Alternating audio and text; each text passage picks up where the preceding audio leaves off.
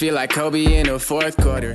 This is the Dane Moore NBA podcast. We're brought to you by Prize Picks. Coming at you Thursday morning. It's December 12th, and the Wolves are at the end of this little 4-day break in the schedule while the whatever you call these games of the NBA, the preliminary games of the NBA covers. I don't know. It's the knockout round, man. Come on. I didn't get together. Yeah, my man. That's Britt Robson. Britt Robson from MimPost here with me. And known NBA Cup skeptic. Right. Jace loves the cup. Britt. He loves to make fun of the cup. Are you kidding me, Jace? I'm kidding. I know. Yes. I mean, I've only watched one of these 4 games. I watched the Magic Bucks game. Did you hear about how they gushed about that game toward the end of the game? Like, and this is the kind of play you're going to get, in this thing from it's a 3-point game, as if like 60% of the NBA games haven't been great down the stretch this year. This is going to sound stupid, and people are going to be like, what? I was watching Hunger Games Mockingjay last week. We went to dinner for my mom's birthday, and then came back. I'm like, I'm not gonna watch basketball. Let's watch this movie. And they do. I don't know if you've seen that, but they like do this whole. But the Mockingjay one is all about like propaganda for like creating the propaganda of the Mockingjay and so all the people. And I was like, this is what they're doing with this NBA thing that's going on right now. It's the same thing. It's like every one of the commercials is like NBA Cup. And I mean, I think in many ways it is a good thing. Like there is a little bit dialed up, but it's like let's call it what it is. It's like a little bit dialed up in a way that was smart, that gets a little bit of attention in November and December when the league is normally like boring. But yeah, it's funny to think like 10 years from now, 1, is it going to exist, and 2, are we going to care who won any of it? Like, and I just want to be clear that the reason I don't like it is because I don't think the NBA is ever boring. I think that is the rationale. We got to get people interested because the game won't sell itself in November. Well, to me, it's a disincentive to have this hype around something where the product itself, when I hear a product, even a product I like, overhyped, I like that product less. Well, I will tell you what, we will not be talking about the NBA Cup. I've talked about it now for 5 minutes and given them all kinds of juice. Yeah, well, that was your fault. That was your fault. You wrote a column about the defense yesterday. It came out at mintpost.com. And the first line of it was, through the first month of the 24-25 season, the Minnesota Timberwolves performed with a little energy and no identity, an annoying blend of anemia and amnesia, as if they needed to be careful not to hurt themselves until they could figure out what was amiss. And then the Kings game happens, right? The day before Thanksgiving. Ant calls out everybody in the locker room. And since then, they won 4 in a row, and then they lost that last game against the Warriors in crunch time. They have the number 1 defensive rating in the league in that time.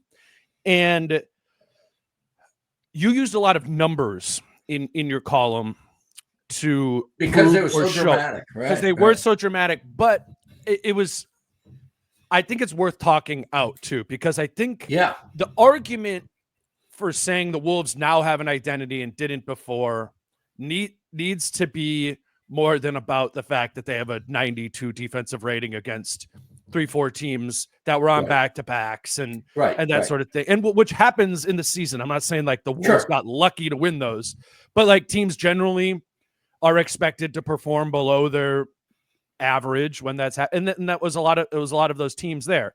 So I think personally, I think the numbers that you cited overrate what the defense is right now, but I don't think that was your point. I think your point was to say this team is turning a corner defensively in a way that it seems like around this corner is a team that has a defensive identity again, like the team of last season. And my position all along has been that this team needs to be an elite defensive team if they are going to compete for anything significant. If they're going to get past the first round of the playoffs or even get into the first round of the playoffs, the way the West is looking, they can't be 6 or 7 in one category and 11 or 12 in another, or even 9 and 9 in each. They need to be 1 or 2 in something, or maybe 3, given the fact that they're kind of behind the curve right now. But they need to be a top 3 defense, I think, in order to be taken seriously in April. Because, and as I explained in the column, if you have Rudy Gobert as your center and you don't prioritize defense, what are you doing here? You know, the guy's a 4-time defensive player of the year. So, and Mike Conley is really good at defense. And Ant, when he puts his mind to it, is really good. They have a raft of quality defenders. And what was missing, quite frankly, was effort and a tightening of responsibilities on how to adhere to a scheme. They had a really lack of rim protection in that second unit, and those numbers admittedly were overstated because it was 31.5 points difference, but it was because you saw Nas and Randle not chained to the paint, and you saw some different low men, and you saw a lot more movement. Sure. And fly around is really, to the point where Gobert moves around a lot more than he ever did in Houston. In Utah. So it's essentially about a philosophy and about prioritizing something to make your team the best it can possibly be, with the second payroll in the NBA, second highest payroll, and all the expectations for this team. 500 is not good enough. They need to land on something that is going to win them 60% of their games. And the only way I see that happening is with emphasizing defense.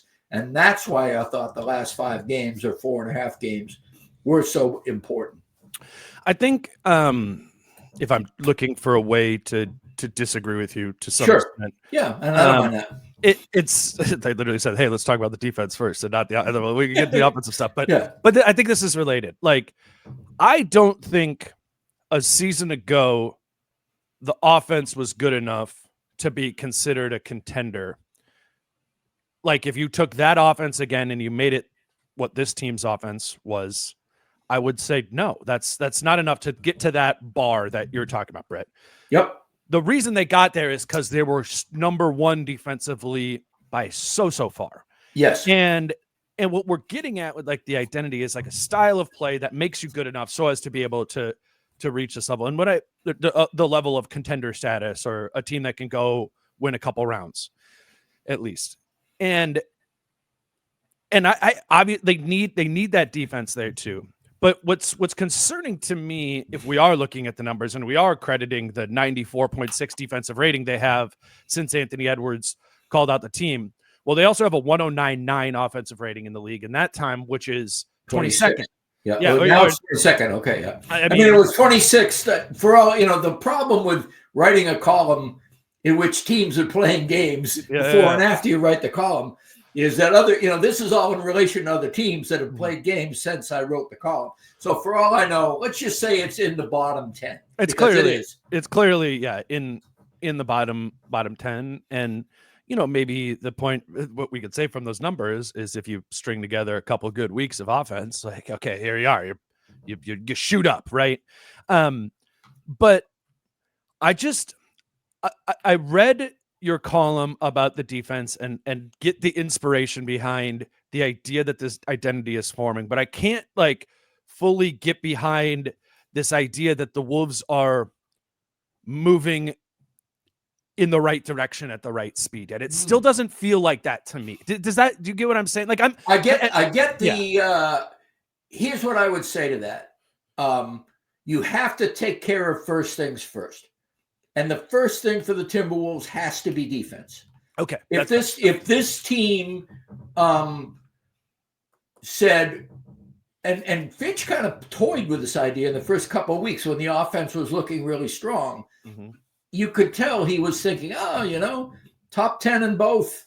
That may be the way to go here. And for all I know, that may pan out to be. But this defense is hard work. And what I saw the first month of the season was a team that did not work hard enough to be taken seriously anyway. And so the way you engender hard work is you point to an example as recently as last year. You point to the personnel you have on your roster, and not incidentally, the new personnel that must integrate into a philosophy, and you batten down. You basically say, this has to be done. You have to move around. You have to fly around. If you can't defend the rim as people come towards you, then we're going to have low man help, aggressive low man help. We're going to have you being out on the tip of the spear every now and then, like maybe not on the arc, but, over the nail. You need to be moving around, and people need to be moving around with you.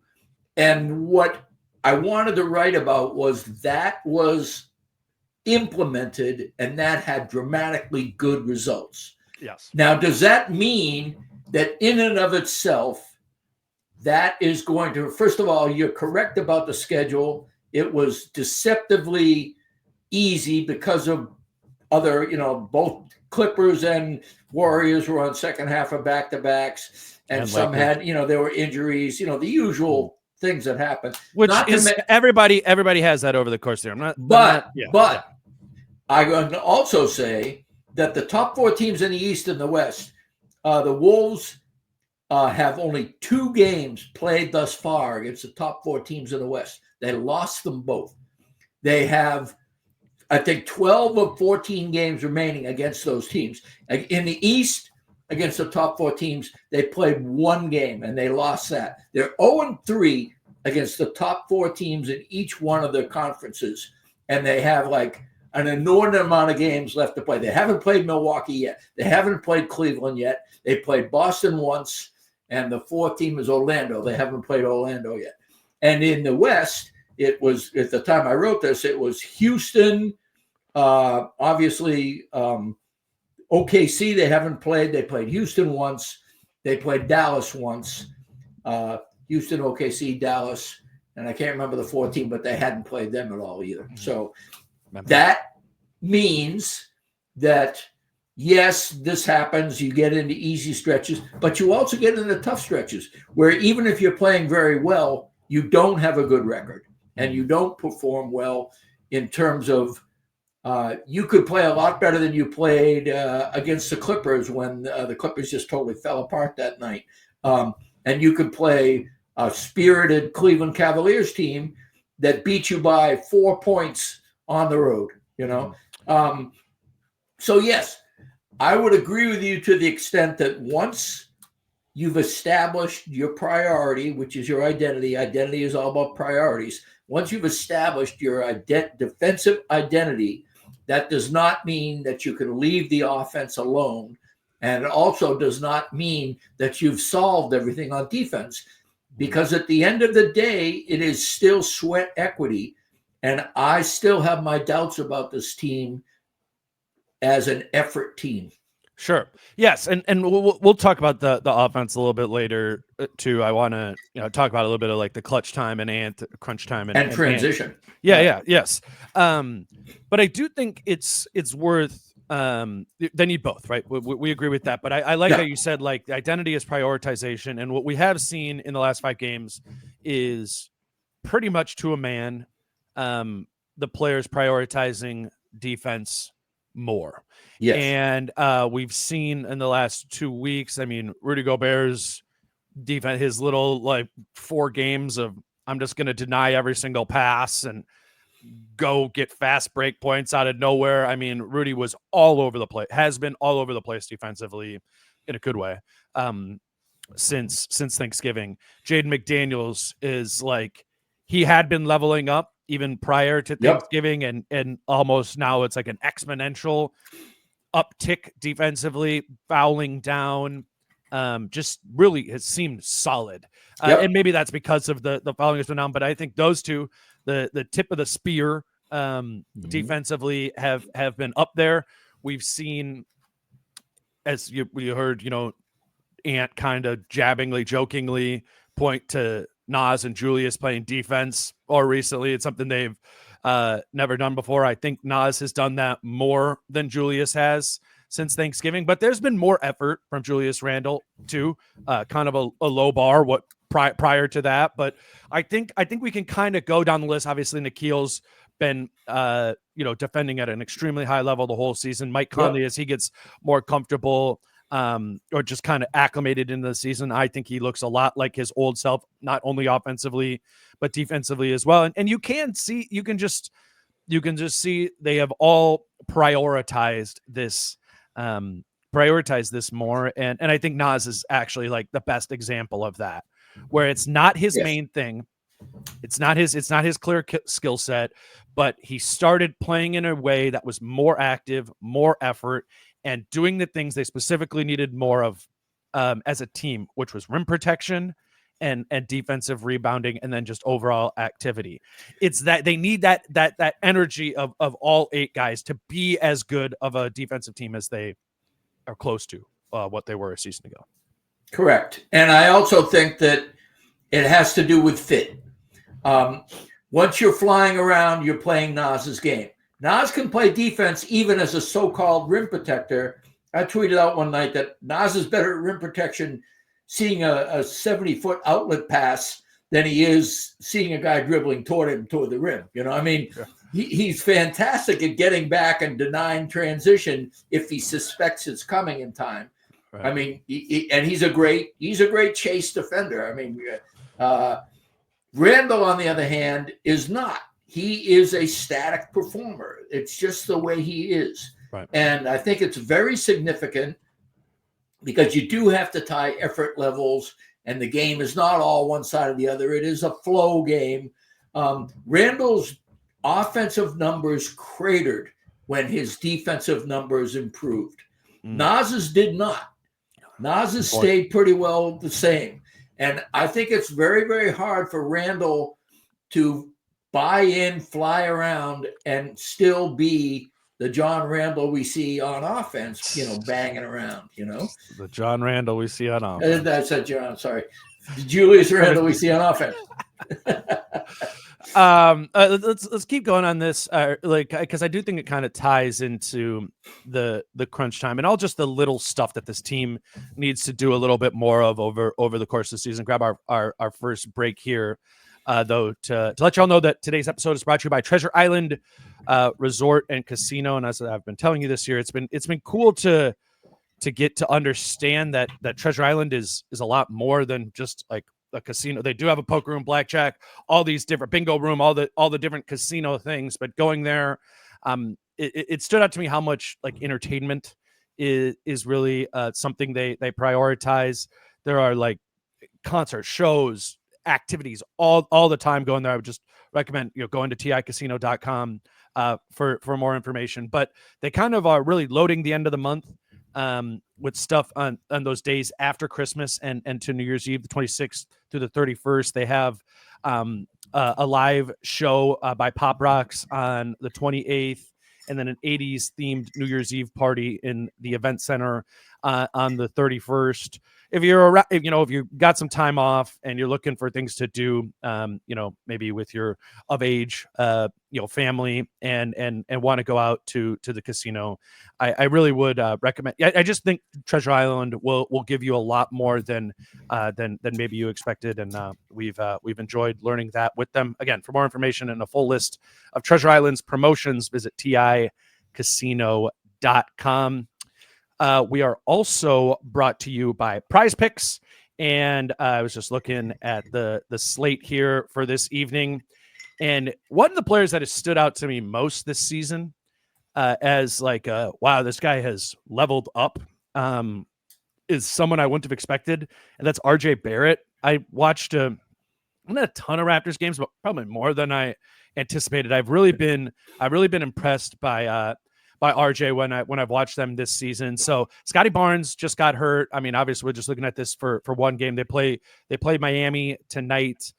His number for points is more or less than 24.5. If you like his rebounds or assists better too, I wouldn't mind that. But I think you're going to just get a really strong stretch here, at least statistically, from RJ Barrett. So I would say more than 24.5 points for RJ Barrett tonight. And, sometimes we give you 3 or 4 things to do and put a bigger lineup together. if you're just watching one game tonight, again, RJ Barrett here, and then you can take the Patrick Mahomes free square. So if you just do Barrett more than 24.5 points, obviously Mahomes is going to the free square. He's going to throw for 1 yard on Sunday. So if Barrett gets those 25 points and you put 20 on that, it would come back to pay 60. So a lot of times we do a lot of these where it's like 4 or 5 legs to it. This is basically a 1 leg. You get 3-1 on if RJ Barrett has 25 points, and I think that's something I would anticipate him doing. Again, this is at Prize Picks. You can go to prizepicks.com or on the Prize Picks app. If you want to create an account to try my pick here, use promo code Dane and they will credit your account with $50 when you place your first $5 lineup. All right, Britt. Not totally moving away from identity or defense, sure, or all these things, but we were both at practice yesterday, and I think what we're talking about what you're writing about defensively with this team, and what we're wanting the offense to do is we're talking about playing harder and playing smarter. And it's I'm not saying this is like a lazy team or anything like that, but sometimes having those buttons all pushed is a difficult thing to do. Yes. And Nickeil Alexander-Walker, man, is just the example of that. So much. It's to a degree. It's like the perfect encapsulation of it. This is a bit of a long clip, but I know you were there, Britt. There's a really awesome answer here. So it's about 2 minutes, but I'm gonna play this. It was asked about closing games, but also it's really just about mentality. And my question is like, go off of this is, can more of the Wolves adapt Nickeil's this mentality that he has? And I really think that could determine a lot of where the season goes. So I'm gonna play this clip, and then Britt and I are gonna talk about it. As a player, when I know guys like your team so much, and knowing when you're coming in and out, those types of things. Honestly, you gotta control what you can. You know what I mean? And respectfully, everyone has to understand. There's only 30 teams, 2 guys per team, so 60 players that are gonna, maybe 90 that are gonna see their consistent minutes. And if it's not consistent, they're playing more. So I think everyone's just gotta like own in on your role and understand what it takes. And if you want to play, you gotta affect winning. For me, that's what I've learned. Just the best way to make sure I'm out there is how do I affect the team in a positive way. And that's one of the things that I've been hanging my head on. Whether I leave the game with 20, 15, 30, however many odd minutes I would play, is did I affect winning? Does that show that I make the right plays? Am I playing basketball the right way? And I trust that when you do things like that, it'll turn back in your favor. Nickeil, does it surprise you how rare that mentality is in the NBA? I mean, not really, because you have guys that are like coming from everyone here at some point in time was the guy.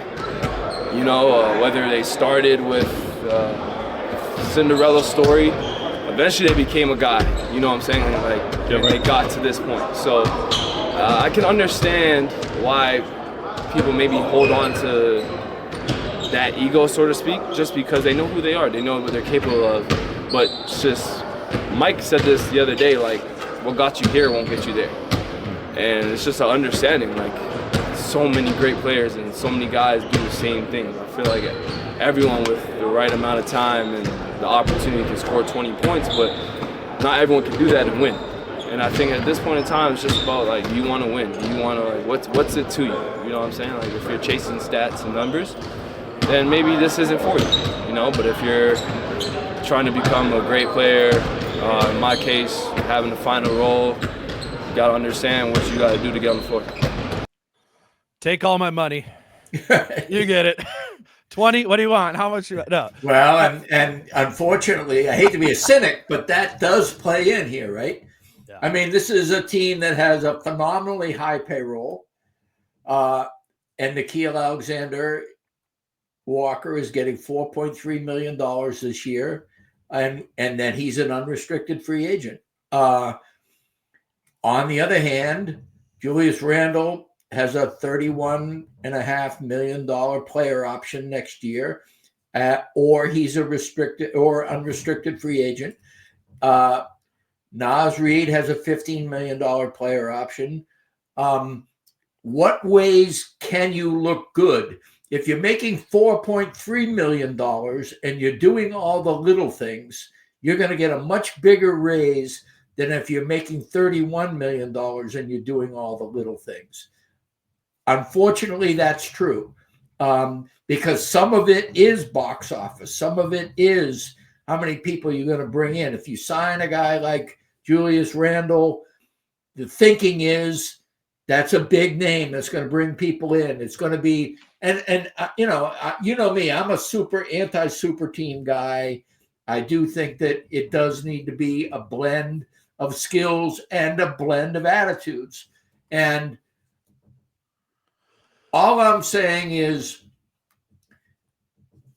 it's a rough situation. When the Cat trade was made, you needed to take things back. You're taking back a guy who is in an uncomfortable position of having one more year of getting paid if he opts into the team, but he's looking for, let's face it, he's looking for something like 3 years at 120 or something, or he's looking for something more than 31. He's looking for more time than 1 year.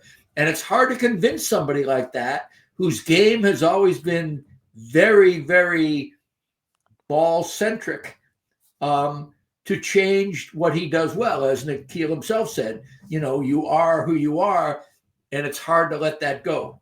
Can I give you an example of somebody who did make that change, which I agree is rare and probably shouldn't be expected of Julius Randle to make that adaptation, or many other players wired similarly too. Yeah, I cited him because it's the most obvious example of somebody, but go ahead. Aaron Gordon.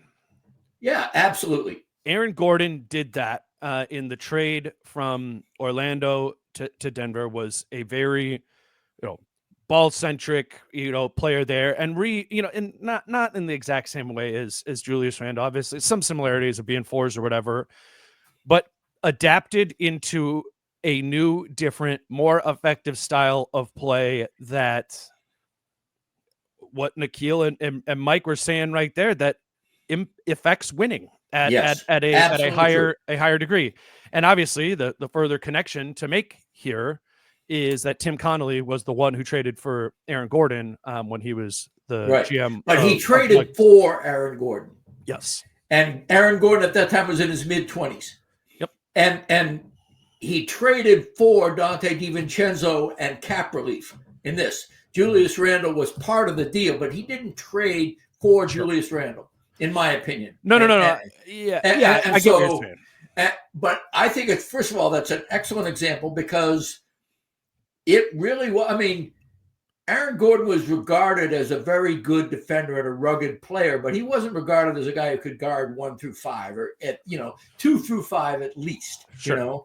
And so that's incredibly valuable. And he wasn't regarded as a guy who excelled at cutting and being hit, in his case, by Jokic all the time.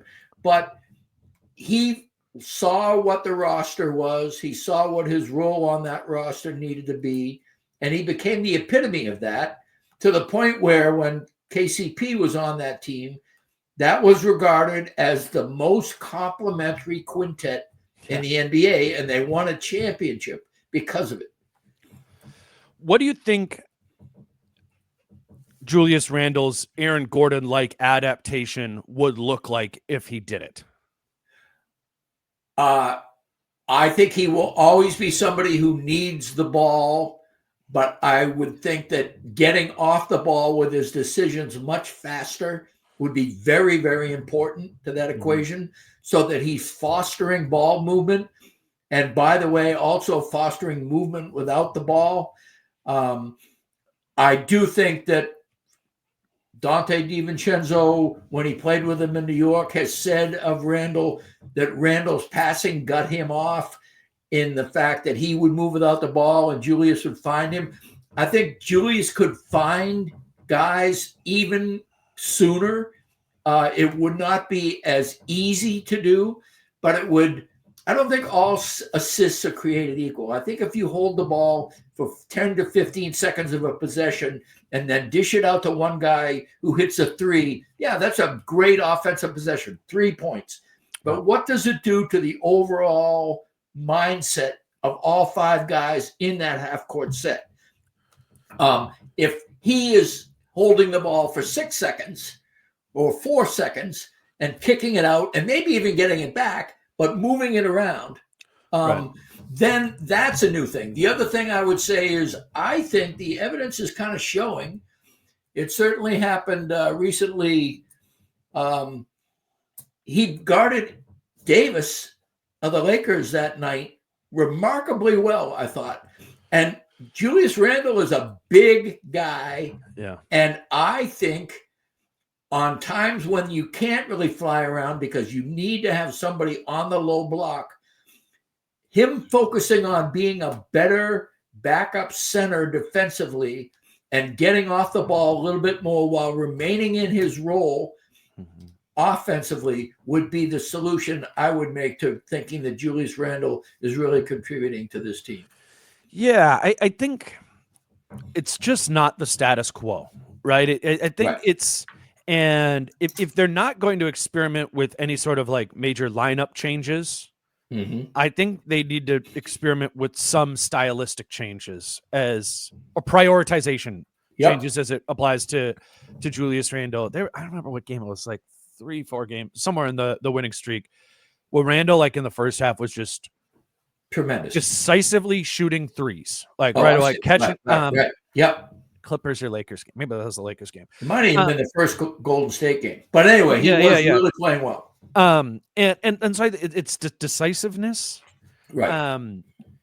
It's a balance surrounding the isolation game, I think, because we love it, right? When he gets downhill, brings 2 and kicks it out, like he's really good at that. But what if they aren't bringing 2? And that's what I think has happened less and less as I think it's been scouted to some extent of like less of that collapsing around him because they know that that's the real value he brings. Or the type of doubles that are getting brought. He's getting stripped before he can bring the ball up a lot more than he was before. Gap help, yeah. Or yes, like kind of like the fainting at it rather than full on doubling, because he will find passes out of that. And I mean, there needs to be more of a defensive care factor too. But it wasn't like Aaron Gordon just started doing one thing differently. Right.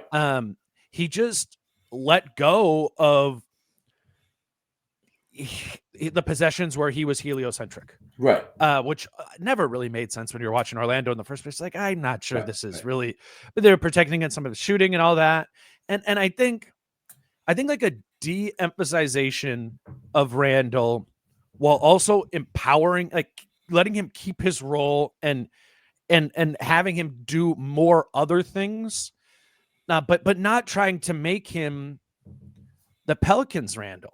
Right. Well, and one of the ways you do that, of course, is what I've argued all a long time now, is put him on the second unit. Yeah. Because then he's with the different personnel. He's not with Ann as much. He's not with Gobert as much. Those are the 2 players that kind of really exacerbate the lack of fit there. And McDaniels when he's not shooting. Yeah. Yeah, exactly. Yep. And so, let's be, and I know you're bringing this up as a hypothetical that's a dramatic hypothetical, but I do want to repeat, Aaron Gordon suddenly was playing with the best passer perhaps in NBA history all of a sudden, and with a guy who owns heliocentrism. Sure, there wasn't any to have. I mean, Nikola Jokic and Luka Doncic are 2 guys that you just tip your cap and say, all right, what do you want me to do? Because I have to follow your lead. And also age and contract and everything else. But I think it is an important question to ask if we are not biding our time until February when you trade Julius Randle for something, or biding your time to make it be a sign and trade on expiring, but who is it expiring or not? He still has that player option. But the point being, if the goal isn't to groom him up to get dealt, then how can he be an integral part of the team from now through the postseason? And I think those are very legitimate questions to ask if they're serious about him being a part of this team. And if they're not serious about it, that really kind of puts a damper on the season, because you kind of know that it's not a dumb thing to do, because you had to get off that cat contract, $63 million player option in 28-29 under the current second apron is just not going to work on this team. So I get it, but you have to figure out ways to either make the status quo different, or you need to be upfront about the fact that you're not going to do Julius Randle dirty, but you're going to acknowledge that the fit is bad and you're going to de-emphasize him. Yeah, like Chris Paul last year. Yeah, exactly. Good right? point. Like there's and they're not taking that path. I mean, the Warriors never really even gave that much air to the whole Chris Paul idea, because I mean, I would assume it's because they deemed it to be detrimental to the identity or the play of the starting five there. And that has not been Chris Finch and the whole the Wolves organization's approach to this. It has it has actually been the complete opposite of it. It was the we're whole going to see how fit we around can you. fit him. Yes, you know, and so now it's, and I think this would all be like, and it hasn't been a smooth ride with Randle, but it would all be reasonable to, like, you know, you get traded late, that first Lakers game happens, Randle feels really de-emphasized and like unimportant, and then they reacclimate around him, maybe lean a little bit too far into it because Randle is awesome as soon as they start leaning in around him. And now you're trying to refine some sort of balance. And I'm not smart enough to know what that is. I just do believe it's not continuing on, at least offensively, well, and defensively, just not continuing on with what the status quo is. And Randle, outside of a couple of just like, there's the loud possessions where he doesn't try and that rebound drops right in front of him and he doesn't get it, or he doesn't, you know, run back after a call or something like that. But you would agree, right, that defensively you're seeing him being more active than he was a few weeks ago. Again, life is complicated. It's not black and white. And, you know, this guy has a marriage and he's having his third kid, and he lived in the city when he lived in New York City. And there's, you know, I read an article in the New Yorker about, you know, he's hurt, so he's going to watch his kid play basketball, and his kid wants to know why he isn't playing. And he's a family guy, but an urban guy at the same time. He's a thoughtful dude. When you interview him, he's genuinely, you know, willing to talk about stuff. I don't think he's a bad guy. I think he's a bad fit on this team, and that was obvious from the moment the trade happened. And so, best case scenario, you mentioned Chris Paul. Chris Paul is a godsend to that Spurs team right now. Right. He's right where he needs to be. And there may be a place for Julius Randle to be, if not a godsend, a really valuable part of a team. And I do think, you know, when I think of this team, I think the defense has to continue to just bust its ass. And that's, you know, Julius Randle is not a guy who flies around naturally. Sure. He is trying hard to fit in, and he is more active. And I would argue that on offense, even the fix I have of like, you're still going to be posting up, but you're only going to hold the ball for 4 seconds. Mm-hmm. This team needs to get out in transition. Once again, you know, last year was the same way. They are so mired in 30th in terms of transition, in terms of their number of times they try it. Their efficiency is mediocre, but that means their ultimate points on it. They basically are at a disadvantage in transition almost every game. And which is like the one thing Randle should be way better than Towns at. Like that's like a grab and go and handle and under control. In fact, Mike Conley said as much in the media day. Remember when he said he'll get out and be the secondary, you know, guy. Mm-hmm. Yeah, exactly, on the break. Yeah, I mean that I can give you. The Wolves are their transition in points is 14.5 transition points per game.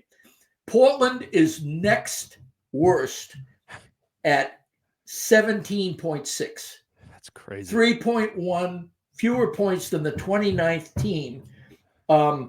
The amount of transition plays, 15.9. Portland is next worst at 17.4. Memphis has exactly twice as many transition plays, 31.8. That's just insane. How much of that coaching? How much of that is coaching?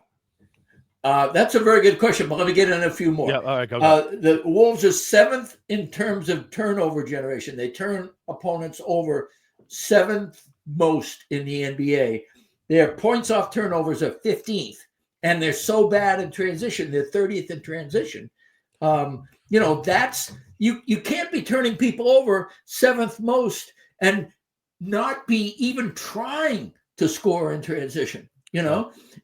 And so there's that. They're 26th in fast break points. It's absurd. To Finch, when I did the interview, in fact, when I was looking up these numbers, I went back to the interview that I did, before training camp last year and said, is it rebounding and numbers and whatever? And he did acknowledge that, they were so bad at rebounding before that Corliss Williamson had kind of cracked down on, staying home and so on and so forth. But he also said, I would personally like to be more of a transition team. We are not a fast team. We are not necessarily built for it. He said, even some of the guys you would think would be, and he cited Ant, are not. True. Yeah. And he mentioned getting Jade McDaniels to leak out more when he's guarding shooters out at the top of the key. We haven't seen that nearly enough. We haven't seen leak outs nearly enough. Some of it is rebounding, especially in the second unit, which has gotten better. But here's the thing that is interesting to me, and this does get to Finch. I was on board with the 8-man rotation the first month of the season, and I think you needed to find out things. I think things have been found out. And guess who Chris Finch was talking about really helping in transition during that preseason interview? He was talking about Josh Minot, Rob Dillingham, another guy, the twins hitter, Rob Dillingham, and TJ Shannon. Yep. So, two of them are rookies. One is a guy, third year, but, coming on. But young legs, dying to play. Can you keep them as disciplined on defense? I don't know. But maybe if we're going to continue to be mired in this bottom 10 offense, and one of the reasons being that one of the most efficient ways to score, which is transition, is being ignored, literally relatively ignored compared to other teams, then you might want to get out some guys who like to run and are pretty good at it. So the Wolves practiced yesterday, but they just scrimmaged. Right. Because they have this 4 days off thing. And the scrimmage was the Josh Minots, the Terrence Shannons, Rob Dillingham, those guys, the kind of the bench or the bottom half of the bench versus the starting group. And I heard that the bench guys really took it to him. Jimmy Butler redo. Yeah, no, but it wasn't. I know, I'm just kidding. I actually I'm even afraid to even say that I heard that because it would be taken that way. What I heard that I took that to be all right, the eggs are hatching, exactly. And they got they got their sea legs. I heard Shannon had a big dunk on a bunch of the things you would all expect if Josh Minot and Terrence Shannon Jr. and Rob Dillingham are out there, hooping for real.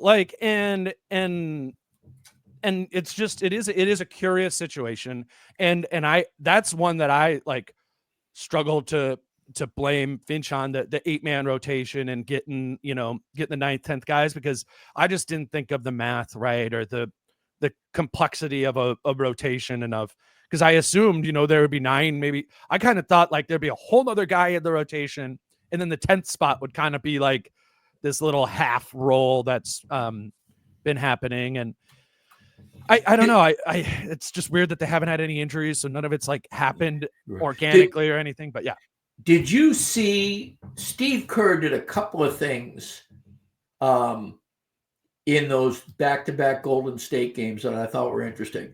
In the first game, in the third quarter, he brought out a bunch of just hard-working nobodies. Guys that were like maybe two-way. A couple of guys were on two-ways, and some of them were Waters and, some of these other guys who play hard, but are not very skilled. And they turn the ball over a lot. They were kind of stumble bums. Right. But they also shut down the Wolves pretty effectively by flying around and causing a lot of turnovers.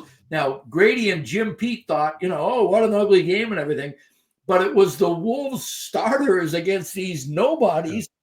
Yeah. And in the next rotation, surprise, surprise, Finch brings in his main guys, and Finch goes to more deepens his bench, or at the very least has people that are not his chosen 5 out there. And Golden State made a run. I thought that was interesting in terms of Kerr using his bench, lengthening his bench, and Golden State has a famously long bench this year. They play 10 to 12 almost every night. And then in the second game, the Sunday game, coming out in the third quarter and saying, all right, we're going to be the Globetrotters. We are going to, long passes. We are just going to blitz everything. And it worked. The Wolves came out, and you blame the players, because let's face it, you can't come out and be so flat-footed. And Finch had caustic words for his players after that game. But it is also on the coach to basically say, don't, no resting on your laurels, or, be ready, or at the very least call a timeout 30 seconds. Once you see 5 transition points in the first 40 seconds, you go, okay, let's have a timeout here. And Finch is not this coach, and I'm not going to make him change his spots for this, but bring in a Minot or a Shannon and say, all right, match up. You want to play transition. These guys will get back or whatever. But I do think the time has come to lengthen the bench, and I do think the time has come to inject everything that I think is wrong with the Wolves offense. And my theme yesterday in the questions, because it bothers me when I watch it now, is how little movement there is off the ball. Mm-hmm. Ant and Randle are static creators, and there are the occasions. There was a wonderful occasion where they moved it 4 or 5 really crisp passes, wound up with Minot, I think, in the corner for a 3, or somebody in the corner for a 3. It was great ball movement, but that is the exception, not the rule. This team is 20th in assists, 24th in turnovers, 23rd in assist to turnover ratio. That's not the flow that Chris Finch likes to run. And at this point in time, if you're going to play fly around defense, and you're going to move without the ball, and you're going to be your best selves on both sides of the ball, you're going to have to give some of those minutes to hungry young kids and hope that they work. I want to respond to all that, because Kerr said something interesting in one of his press conferences that I was at when I was out there before the second game. Grab another break here, though, quick, to let y'all know that today's show is brought to you by Doer.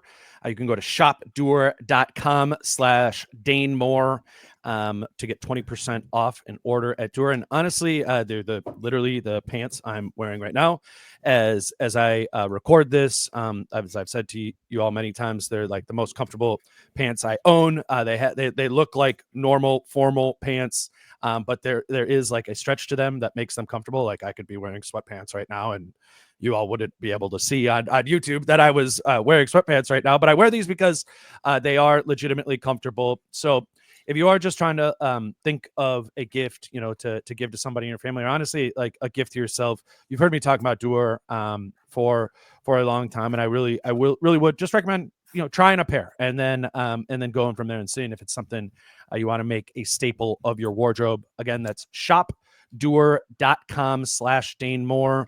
I know you'll love your Duers as much as I do. My listeners get 20% off their first purchase when they use that URL, shopduer.com/DaneMoore. Don't wait to get 20% off. Go to shopduer.com/DaneMoore. So, Britt, I think the Warriors and the length of the bench thing is obviously like the perfect kind of foil to what the Wolves are doing. The Warriors have been, for anybody who haven't been checking box scores, whatever, they've been playing 10, 11, 12 guys all season. The antithesis of what the Wolves are doing, and it's a different roster, and there's a little bit, it's you got Steph and Draymond at the top, but and Wiggins, but then it's a little bit more even in terms of pecking order in that sort of way. It was interesting. Before the second Warriors game, I went over to Kerr's press conference, and there's these questions about like Steph and Draymond as leaders of this team, and Draymond had kind of given up his starting role for Kuminga to go there. So there was some of that. There was talk about the bench and the depth of it, and Finch or Kerr's choice to lean into that, and then Grady just kind of asking a Wolves centric question, asked about Kyle Anderson, and I thought it was really interesting what Kerr said in response to Grady's question, which was like, Kyle is our other leader of this team too, and he understands that a bigger role is coming in time. There are only certain things that we can we can get to right now with our personnel as we're finding it, but we know, and Kyle understands that there is, just because his minutes are one thing does not mean that's his standing in the team. I'm summarizing that. Right. And that, to be fair, that kind of probably requires a unique veteran like Kyle Anderson to accept that. But it got me thinking of like kind of to like if more of that Nikhil mindset sunk into the group, right. and if more of that Kyle mindset sunk into the group, would adding those little potions into the mix here, how much of a difference would it make? Like, because right now it feels like if you gave one of the main 8 guys 12 minutes a run in one game right now, it would be, to be fair to them, it would be dysregulating to be like, wait, what did I do to only have 12 minutes right now? Because everybody's playing their same like 20 plus minutes a night there. And I wonder if they can find a little bit more of that energy, and it feels like they might need it, at least to make some of the stylistic changes that you were getting at about playing faster and matching up a little bit more in that way. Though at the same time, I'm still on like going both ways on it, where it's like, let's not pretend that it wouldn't be some risk to put Terrence Shannon Jr. in there and playing. Right. That's probably gonna be worse than Nikhil and all that, but. Right. It's just an interesting proposition. I think the Warriors are an example of a team who's doing something different in a similar sort of landscape. And here's another thing that, again, everybody knows the kind of respect I have for Chris Finch. I'm a Finch homer. You admit your biases. That's my bias.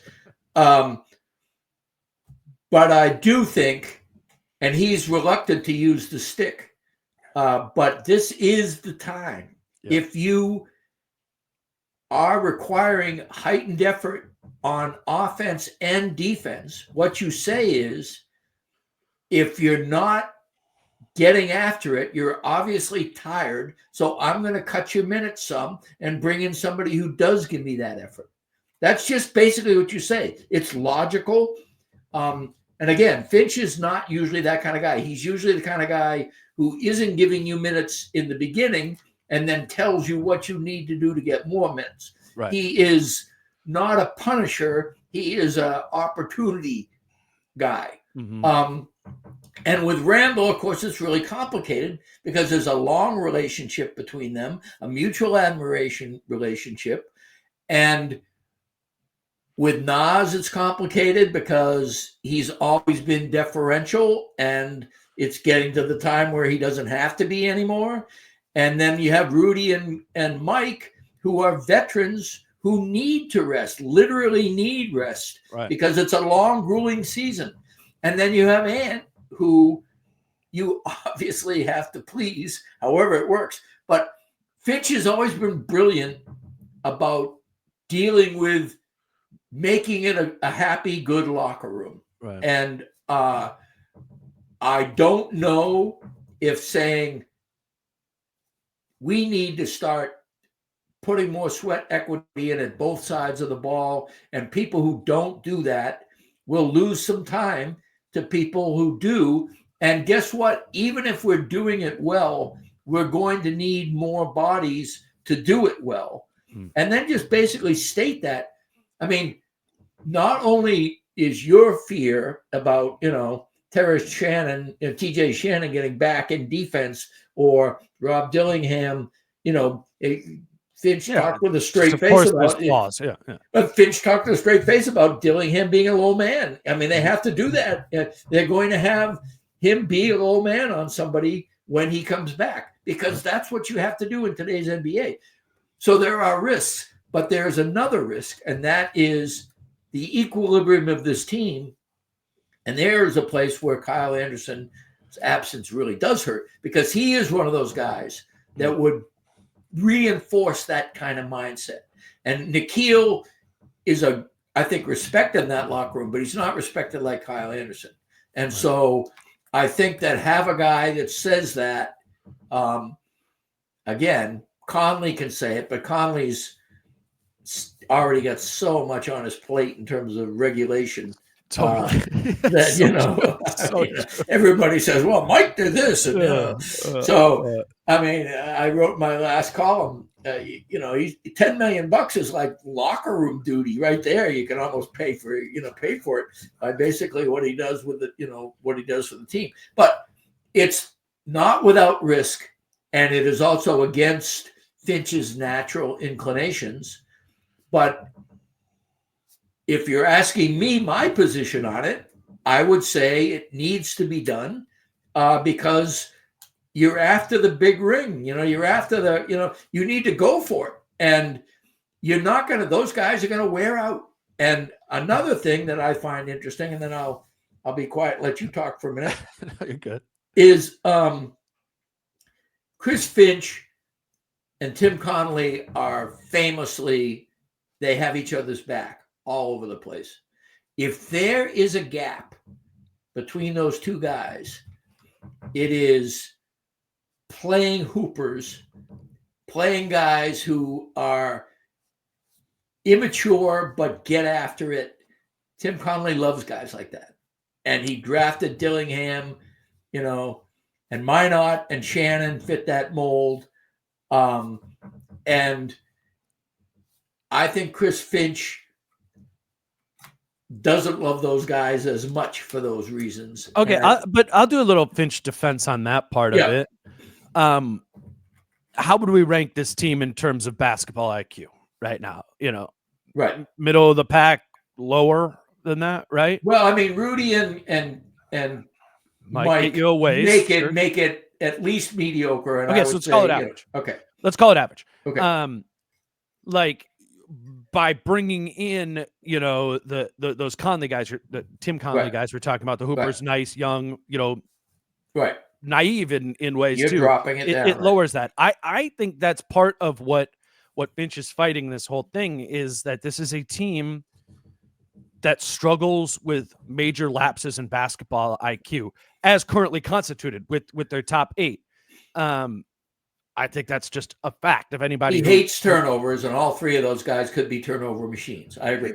It just wouldn't help in that way. We just listed off a bunch of the other ones, but I think it's probably not talked about enough how there is a constant battle of, navigating Ant, and Ant is a culprit of that. Ant is nice. Ant is a hooper. He does play that sort of way, and through that, even with all his immense talent, has has his flaws through that. Right. Yeah, which, I mean, crunch time in the last game would be an example of that. Maybe that's a way for us to kind of move over to that, but I think that's part of the conundrum Finch is running into here is like, do I want to play more younger guys when I know that our group, even with our older guys, is still struggling with, with some decision-making stuff.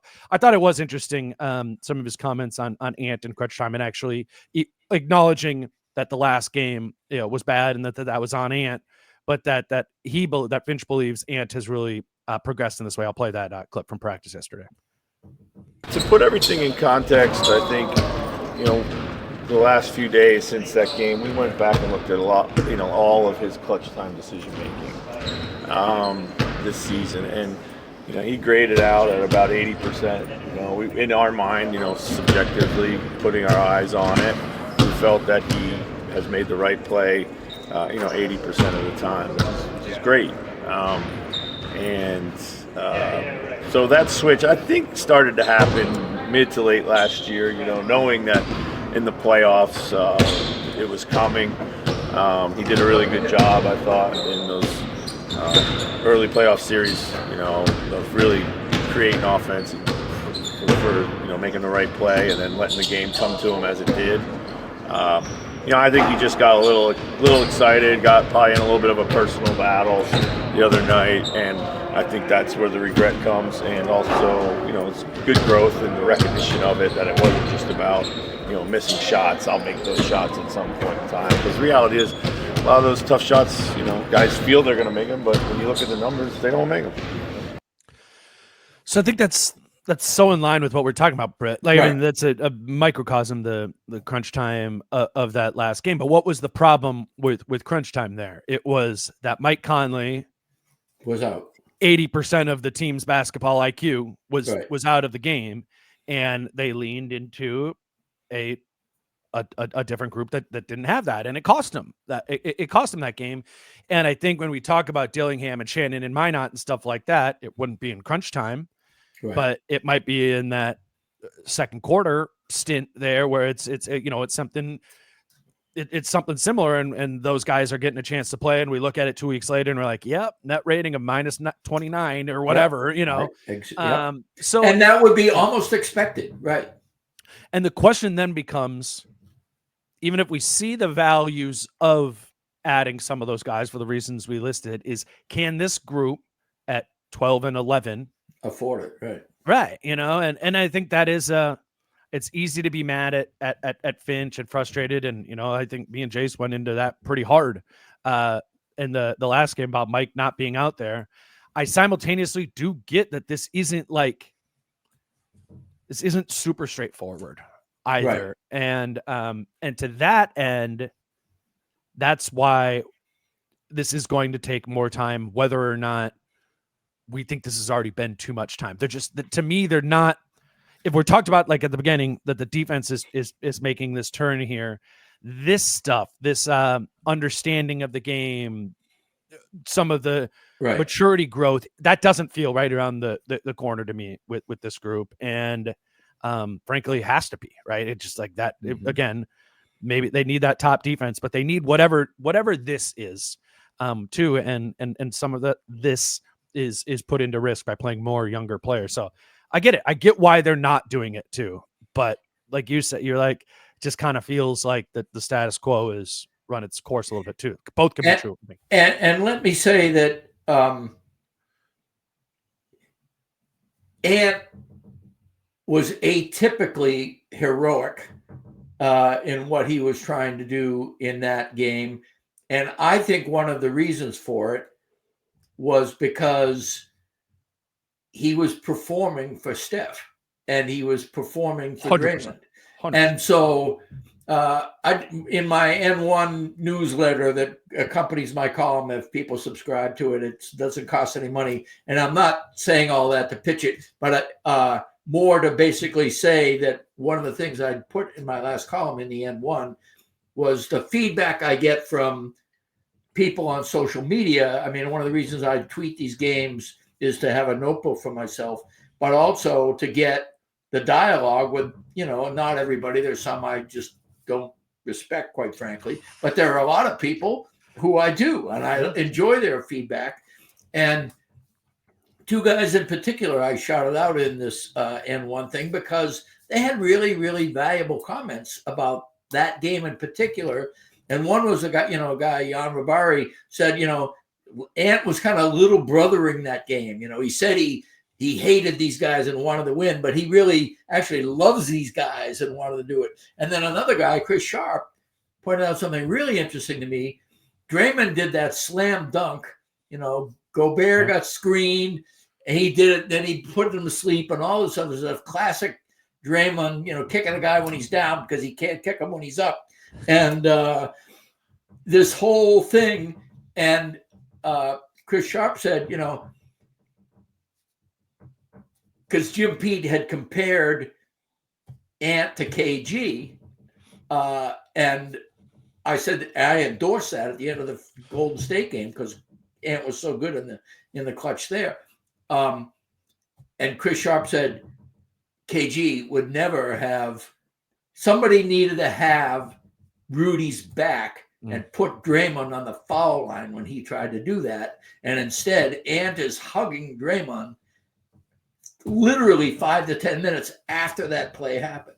And I thought that, that's something I kind of ignored and lied. And part of it is because it's clickbait for all kinds of shit I don't want to talk about. I don't care. The relationship between players on and off the court and rivalries. It takes away from the game. I like to watch the game. The game is what matters to me. But it was kind of revealing that Ant's desire to be buds with Draymond and Steph not only affected his play in terms of being a hero in the half court, but his teammate just got pretty disrespected by a very vocal, blatant rival. And, after the game, hey, who's he hugging? He's not hugging Rudy. It's interesting. I don't know why this might not even be a good dot to connect, but I don't know. My head goes, do you remember when Jarrett Culver dunked on Robin Lopez? You remember? Do you remember what I'm talking about? Yeah, and then Robin Lopez kind of like dinosaurs after him to half court. And I think I was writing then, and I wrote about it that it was like literally 7-foot Robin Lopez is chasing rookie Jarrett Culver like up the floor.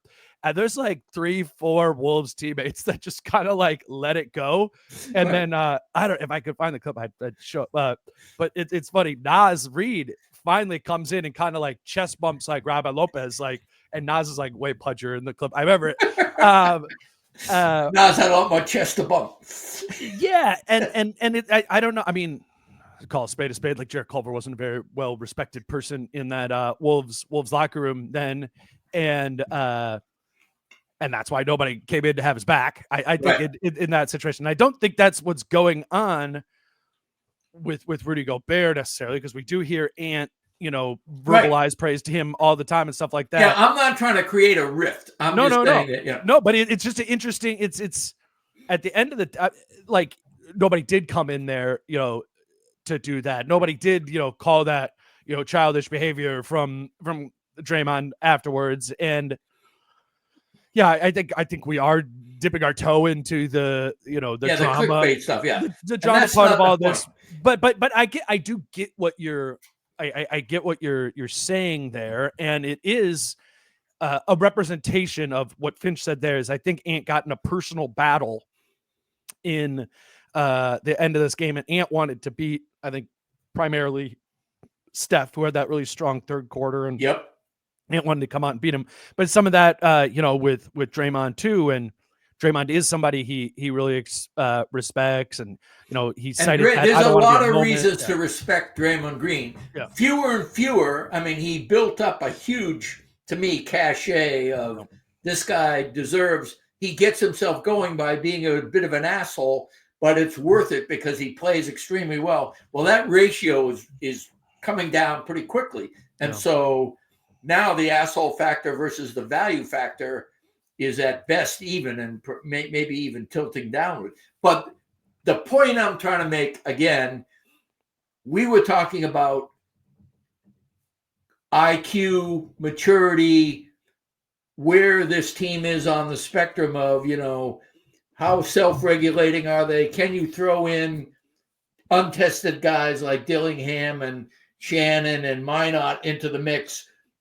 Well, if you still have your star, caring so much about the opinion of guys on the other team, that he is uncharacteristically immature down the stretch of a game, then that kind of that's why what I was kind of addressing is the answer to what you're saying is, can you risk having more youthful indiscretion in terms of how to play the game the way, can you add more of that to the mix? And it is a risk, but, at the same time, I think I'm coming down still. I'm with you in that you cannot be a bottom 10 offense and realistically expect to compete. I do not think you could be a top 3 defense and a top 12 offense, say, with an 8-man rotation. Not the way they need to play, which is really getting after it at both ends of the court. And having 2 guys who Rudy needs rest after like 33 or 34 minutes. Mike needs rest after like 25 or 26 minutes. So there's a difference there, but it's still a difference. And you need to fill that in, and not for nothing, build out this team with, Josh Minot's been around for a while now. He's played in 3 summer leagues. So, the guy is due. Right. He's done the right thing. And he also had a great preseason. So he doesn't deserve, if he makes a mistake in the 4th minute of action, heading for the bench. That's the Tom Thibodeau, Gorgie Jang dynamic, and unfortunately, Minot gets a really quick hook. We are up at an hour here, but I think related to to Mike and the minute limit there, because interesting part of it only being an 8-man rotation when Mike Conley has basically like a minute ceiling of 28 isn't it 25 to 28 is an interesting element of this too. And I do just want to quickly get your thoughts on the closing lineup stuff and Conley not being out there, but since I recorded with Jace yesterday, we had practice and Finch touched on that a little bit. And I thought this answer was interesting and kind of highlights that he doesn't think Conley was the difference there. Mm-hmm. What's your position on situationality versus routine in terms of whether it's rotations or just riding a hot hand or? Yeah.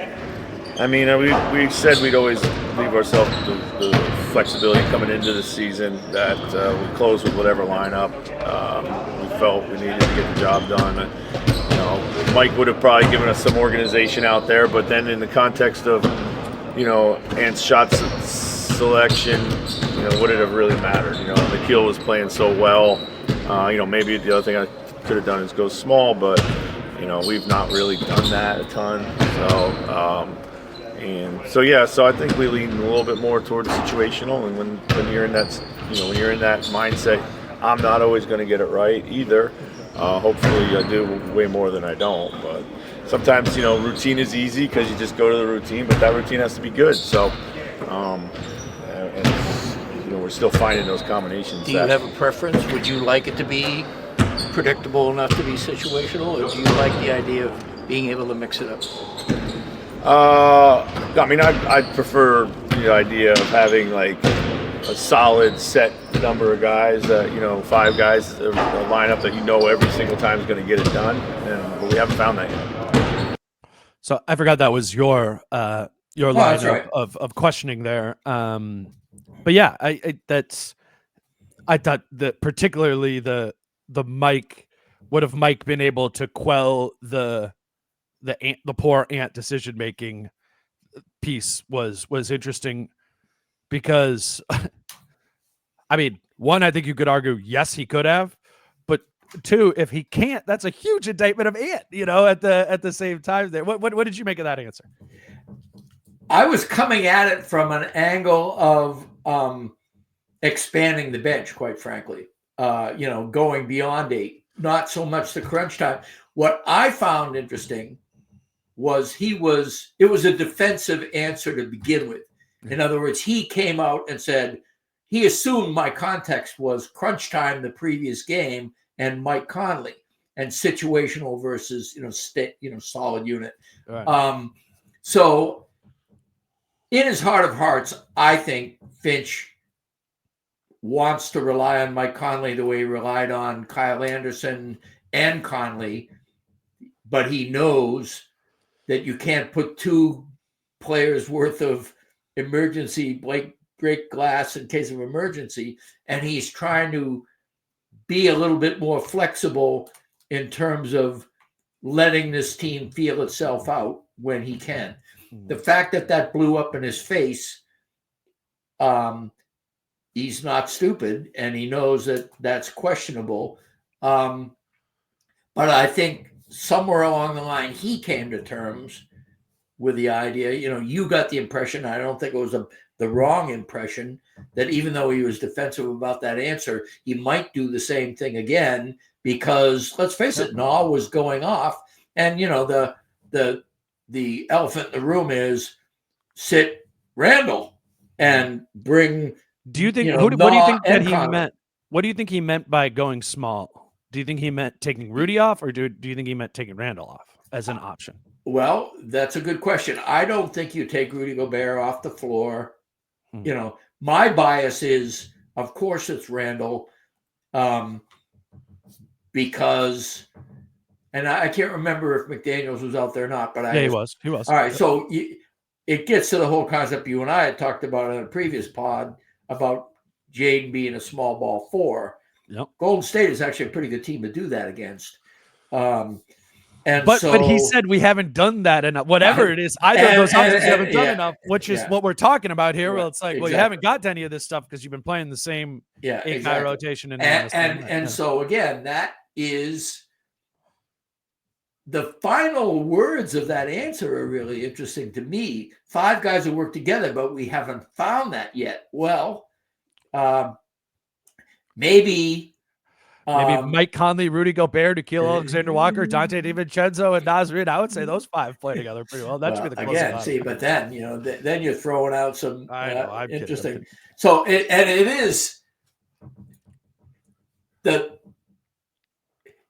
it's a funny topic of conversation because it's debatable precisely because he has wiggled a little bit, and we're asking him to wiggle more. And he said, I would love, basically what he said was, I'll play 8 if the 8 are doing great, right. Injuries will take care of that, but let us win some games with our best stuff right away. My worry again is the status quo will not get you where you want to go because the offense is too slow and doesn't want to speed up. No. And you need to speed it up at the same time you're asking for more speed from your defense. And you've got 2 guys who, as much of a gamer as Gobert is, and Conley as well.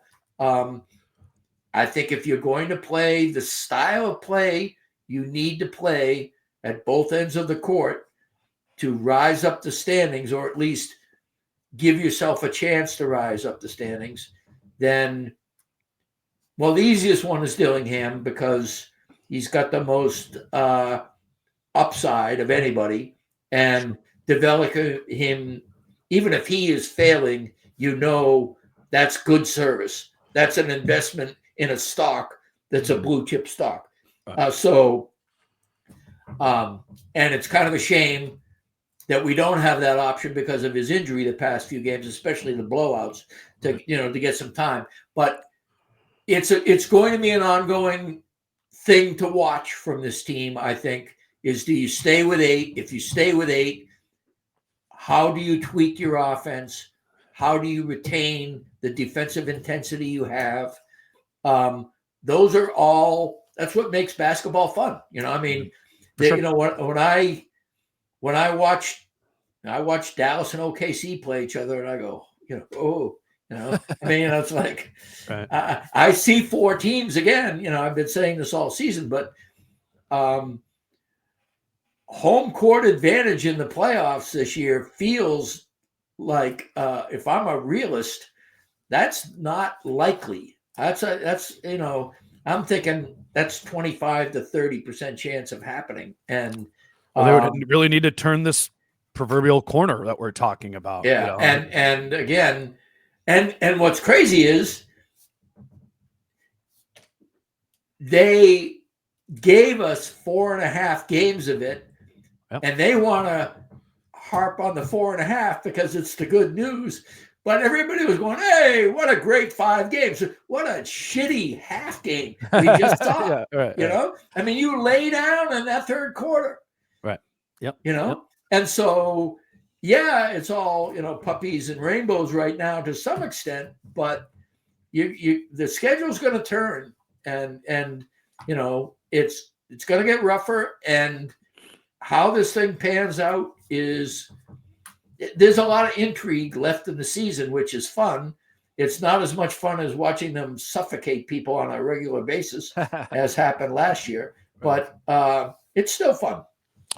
I had down in my notes to close out with the Lakers game is next game tomorrow night, and I was gonna be like, look out, the Lakers are gonna be full strength. Like all the clips you've been seeing floating around was a tired, hurt, whatever. Yep.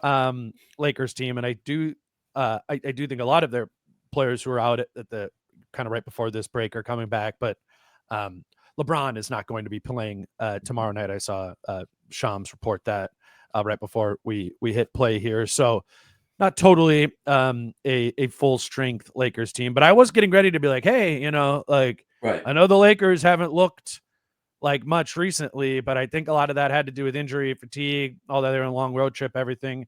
I don't know what Lakers team they're going to get, but to turn the corner, I think you got to beat that team. You got to beat that team, home. and then I'm really interested by the Spurs game, because I thought, and it was a terrible back-to-back, but I'd said this after it happened when they played them before. I thought that was the team the Wolves had the least answers for. They defanged Gobert. That really. I preach all the time how important Rudy Gobert is to the identity of this team, and they bring in a player who literally outplayed him in one of the biggest, most momentous things that him and Wemby care about, which was the Olympics in their home city. Yeah. And Gobert sat, Wemby played, and Wemby was the guy that had the bruising power forwards around him that made the whole thing work, because he could go he could go inside and outside, I mean, he can. The thing about Wemby is he can go outside and not be fantastic, but be a decent stretch 5, and he obviously inside on offense. I mean, he's got those long arms, but man, you almost can dunk the ball halfway to the foul line. And so it is a thing where they have to play differently against the Spurs, and they have to, and not for nothing, I do want to mention that they're better without Pop right now. That coach, that assistant coach, or interim coach, has got them going. It's a fun team, and but it will be interesting to see the Wolves play them, because the last time the Wolves played the Spurs and lost to them, and it was Gobert got defanged or whatever. Yeah, but it was the late night Wolves Nuggets game. It was an 8:30 tip, and then they played the next day in San Antonio. I mean, it was as much of a schedule loss as anything. Agreed. But it was if we forgot about that, which is probably dumb to do, the product on the floor, it was the defanged Gobert. It was a team that the Wolves didn't really have much for. So I think, to your point of the column, what we talked about at the top of here is like, this team seems to have turned a corner defensively with their identity that they certainly didn't have last time they played the Spurs when they played the Lakers at the beginning of the season. What does this Wolves team with more of a defensive identity look like against these middle class teams in the Western Conference. It's going to be it's another opportunity to start moving in the right direction. And it's a matchup driven league, and in this particular case, as important as retaining their defensive identity is finding a way to score more efficiently. Mm-hmm. And whether that's transition or whether that's ball movement, moving without the ball in the half court, whatever it is, the Wolves, I do not believe they allowed 80 points against the Lakers last time. And on a back in both games, they are going to need to score. Their offense is going to have to be more efficient in both of those games, or they're either going to be nail biters or they're going to be losers. And that's what I'm kind of curious about. Yes, it's a defensive identity, but as we just spent the last hour talking about, the sides of the floor aren't exclusive, and you can hang your hat on one thing, but if you don't have any clothes anywhere else, you still only have a hat.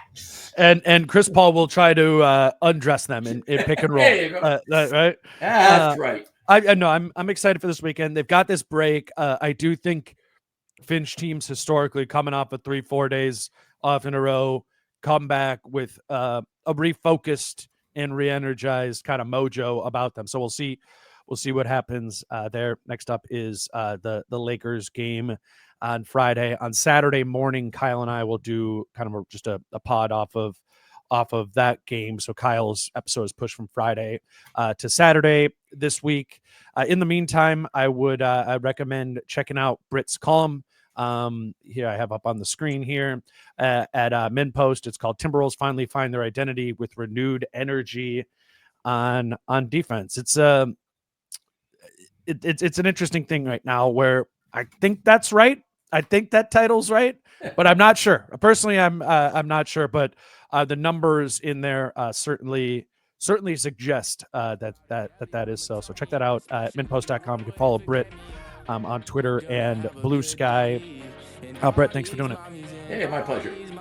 Until Saturday morning with Kyle, he's Britt. I'm Dane. Peace out. How I'm feeling, man, I hope it never stop, yeah. Green and hot so you can find me in the crowd, yeah. Don't let standards ever bring you down, yeah.